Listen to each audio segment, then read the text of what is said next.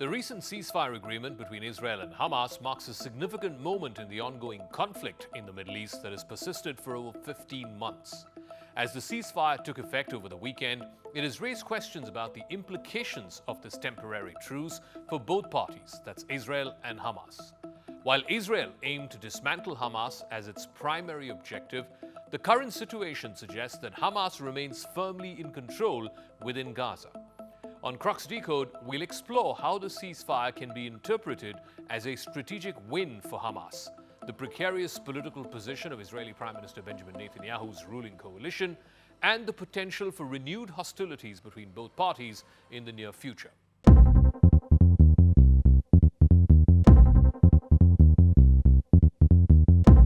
Right from the outset, Israel's stated goal in its military operations against Hamas was to eliminate the terror group's ability militarily to carry out another October 7th attack. However, the persistence of Hamas as a formidable force in Gaza is evident. Following the ceasefire announcement, Hamas militants were seen patrolling the streets of Gaza. They were demonstrating their continued control over the territory. This visibility not only reinforces Hamas's authority, but it also serves as a powerful message both to Hamas's supporters and its adversaries. The ceasefire agreement includes provisions for a phased release of hostages that are held by Hamas in exchange for Palestinian prisoners who've been detained in Israel.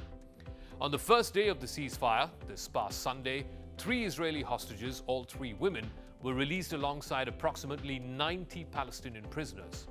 Now, while this exchange may appear to be a humanitarian gesture, it also underscores Hamas's leverage in the ongoing negotiations. It's an indication that Hamas retains significant bargaining power even after a year and a half of this conflict. Hamas militants were also seen escorting some of these hostages to their release points. They are showcasing this narrative that they are the true defenders of Palestinian rights. This public display not only boosts morale amongst Hamas supporters, but also complicates Israel's claims of having decisively weakened Hamas. As the ceasefire took hold after 15 months of massive destruction and death, Hamas is badly wounded and badly diminished, but it has survived, and it has shown the world that it still remains in charge of Gaza. Thousands of Hamas fighters have already re-emerged from hiding. They're fanned out to re-establish Hamas's control. In blunt terms, Hamas is not just standing, but it remains the most significant force inside Gaza. On the Israeli side, Prime Minister Benjamin Netanyahu faces increasing challenges within his own ruling coalition. The ceasefire has exposed deep fractures within his administration. One ally has quit, another is threatening to quit. This instability raises questions about Netanyahu's ability to maintain control over his government while simultaneously navigating public dissatisfaction. The political landscape in Israel is particularly precarious as Netanyahu must balance the demands for further security along with calls for humanitarian considerations inside Gaza. Already, one of the far-right parties in his coalition, led by Itamar Ben-Gvir, has quit, vowing only to return if the war were to restart. The coalition's other far-right party, which is led by Israel's finance minister Bezalel Smotrich, if they also quit, then Netanyahu would be leading a minority government nearly 2 years before going into the next election. There's also a crucial budget which has to be passed, for which Netanyahu depends on a precarious majority in parliament. His coalition's shaky ground could lead to further political turmoil if public opinion shifts against prolonged military engagement with Hamas. Netanyahu's statement following the ceasefire, reasserting Israel's right to resume military operations if necessary, reflects both a commitment to national security and also an acknowledgement of the fragile nature of the current peace. This duality also illustrates his struggle to appease hardline elements within his own coalition, while at the same time addressing broader public concerns about safety and stability.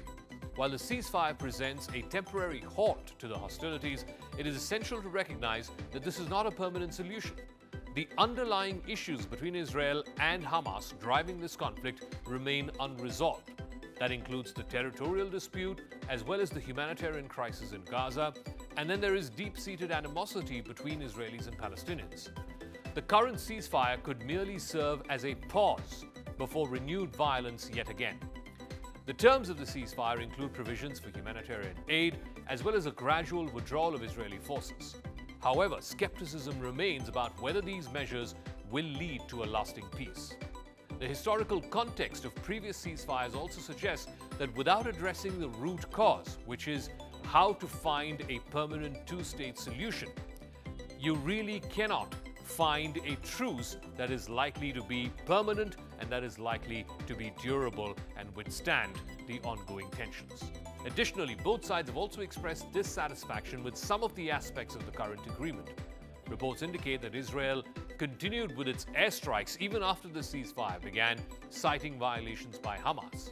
Such actions could further escalate tensions and undermine trust between both parties. There is a three-phase ceasefire deal, largely unchanged from a plan that President Joe Biden announced 8 months ago. There will be 16 days before talks are expected to begin on the second phase of the deal, getting from the first phase to the second, which would really mark the effective end of the war with the near-complete withdrawal of Israeli troops from Gaza. That is going to be enormously difficult, possibly even improbable, given the amount of concessions that Israel has to make. For this temporary ceasefire to go through, the new US President Donald Trump is being credited by many for demanding that Netanyahu do the deal right now, providing the Israeli Prime Minister with much-needed cover to do so. Whether or not Trump and his team, with so much else on their plate, will spend the time and leverage to push through the next more difficult phase remains unknown. Netanyahu has consistently refused to discuss who or what will govern Gaza instead of Hamas in a post-war scenario. He has essentially ceded the territory to Hamas, the very group that Israel has spent the last 15 months trying to destroy. In the process, it has killed tens of thousands of people, both civilians and militants. The war erupted after Hamas led attacks on Israel on the 7th of October 2023, killing about 1,200 people and capturing about 250 others. For Hamas, this moment can be seen as a strategic win. It remains operationally intact. It continues to exert influence over Gaza, despite the Israeli military's efforts at dismantling Hamas. Conversely, Netanyahu's government faces internal challenges that could jeopardize its stability amid growing public scrutiny. As both sides navigate this complex landscape, it is crucial to recognize that while the ceasefire may provide a short-term relief, it does not address the fundamental issues that are underlying below this conflict. Without meaningful dialogue and efforts towards genuine reconciliation, there is a significant risk that these hostilities could resume with renewed intensity yet again.